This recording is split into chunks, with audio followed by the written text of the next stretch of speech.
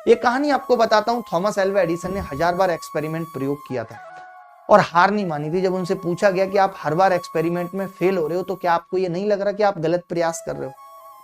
जब वो इतनी बार फेल हुए, उन्होंने बताया कि मैं हर एक फेल एक्सपेरिमेंट को लिख रहा हूं, जिससे कि मुझे जरूर पता है कि आगे आने वाली पीढ़ी को ये जरूर पता होगा कि इन सैकड़ों एक्सपेरिमेंट से कभी बल्ब नहीं बन सकता, और वो ऐसा कभी नहीं करेगा। इसका मतलब कि जो हम असफल होते हैं उससे हम दूसरे लोगों को और खुद को भी एक सीख देते हैं कि ऐसा करने से जीवन में सफलता नहीं मिलती। इसका मतलब आप समझ रहे हो ना। उनकी जिंदगी में एक बात और मशहूर है, जब वो बचपन में स्कूल पढ़ते थे तो स्कूल वालों ने उनकी मां को पत्र लिख कर दिया था, ये बच्चा बहुत नालायक है, ये बुद्धि से मूर्ख है और पढ़ाने का कोई मतलब नहीं है, ये हमारे स्कूल में नहीं पढ़ सकता। उनकी मां ने जब ये थॉमस एल्वा एडिसन को बात बताई तो ये कहकर के बताई कि बेटा, स्कूल वाले कह रहे थे अब तुम्हें पढ़ने की जरूरत नहीं है, तुम पहले से बहुत होशियार हो।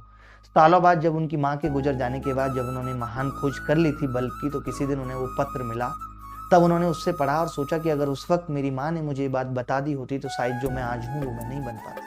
सारा गेम कॉन्फिडेंस का है कि मैं क्या कर सकता हूं या क्या नहीं। दुनिया आपको गिराने के लिए बैठी है, दुनिया ये बताने के लिए बैठी है कि तू ये नहीं कर सकता। लोग तो मछली को ही ताने दे के मार दे रहे हैं कि तू पेड़ पे नहीं चढ़ पाता। ऐसा हो गया है कि आज मछली, हाथी, बंदर, शेर, घोड़ा, गधा, सबको एक ही एग्जाम देने को कह दिया गया है। सब एक एग्जाम पास नहीं कर सकते।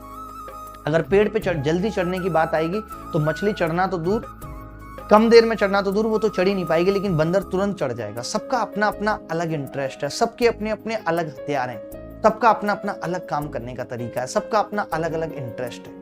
आज भी आप कई उदाहरण देखोगे, बहुत से ऐसे बच्चे हैं जिन्हें इंग्लिश के टीचर या मैथ्स के टीचर कहते थे ये नालायक है, कुछ नहीं कर पाएगा। मैं आपको रिसेंट एग्जाम बताता हूँ। एक बैंक के टीचर है और उनके पास वो प्रियंका ग्रेजुएट चाय वाली पढ़ती थी। उन्होंने मुझे बताया कि वो टीचर हमेशा कहते थे कि ये क्लास की सबसे नालायक बच्ची है, ये कुछ नहीं करेगी लाइफ में। आज आप देखो ग्रेजुएट चाय वाली कहाँ पहुंच गई, उसकी ऑलमोस्ट 100 फ्रेंचाइजी होने वाली हैं अपकमिंग मंथ्स में। और ऐसे कितने भी लोग हैं जिनको टीचर ऐसे कहते थे और वो खेल में अंतर्राष्ट्रीय खिलाड़ी बन गए। विराट कोहली को देख लीजिए, वो 10th पास नहीं कर पाए। और कई ऐसे लोग हैं, रणवीर कपूर को देख लीजिए, उनके 10th में बहुत कम मार्क्स आए। तो ऐसे कई लोग हैं, लेकिन हम क्या है ना, इस दुनिया की भीड़ में फंस गए।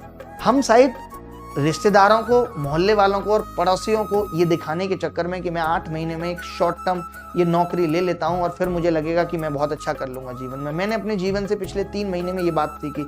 मैं बहुत सारे दुखों से गुजरा। खैर, मैं उसे दुख नहीं मानता, मैं समझता हूँ जीवन का ये संघर्ष है जो रिकवरेबल है, ये वापस लौट जाएगा। मैंने कभी आपको आगे कहा भी नहीं था बहुत सारी दिक्कतें चल रही हैं, अभी भी चल रही हैं, बट मुझे मालूम है कि ये दौर भी गुजर जाएगा, क्योंकि मेरे अंदर हिम्मत है, कॉन्फिडेंस है, मैं हर चीज अपने फेवर में कर सकता हूं। वक्त लगता है, हमेशा वक्त एक सा नहीं रहता। तो मेरे साथ भी वही था कि मेरी जॉब लगी थी, मैं मैथ्स के बारे में सोचता रहता था। मुझे लगता था कि यार जॉब में मेरा इंटरेस्ट नहीं है, मैं गलत फंस गया और मैंने अपने उस डिसीजन को बदला। कई बार हम अपने उस डिसीजन को बदल नहीं पाते। हमें ऐसा लगता है कि अब हम इस राह पे चल दिए तो अब शायद वापस लौट के आना मुश्किल है। जैसे बहुत सारे लोग किसी रिलेशनशिप में फंसे हुए हैं लेकिन वो वापस लौट के नहीं आना चाहते। उनको लगता है कि अब 6 साल हो गए रिश्ते को तो ढोना जरूरी है। ऐसा बिल्कुल भी नहीं है। लाइफ के हर मोमेंट पे आपको यू टर्न मिलेंगे। किसी भी चीज में आप तैयारी कर रहे हैं, आज अगर आपको लगता है कि ये तैयारी आपके बस की बात नहीं है, आप गलत दिशा में, आप चाहे सिंगिंग में ये मेहनत कर लिए होते, कॉमेडी में ये मेहनत कर लिए होते, तो आपका जीवन आगे निकल जाता। क्योंकि अगर आप आधे अधूरे मन से पढ़ोगे तो एकाग्रता कभी नहीं आएगी। मैं आपको एक छोटा सा एग्जाम्पल देता हूँ। अभी मैं कुछ दिन पहले ईसा फाउंडेशन वाले सदगुरु जी महाराज ने हमें बुलाया।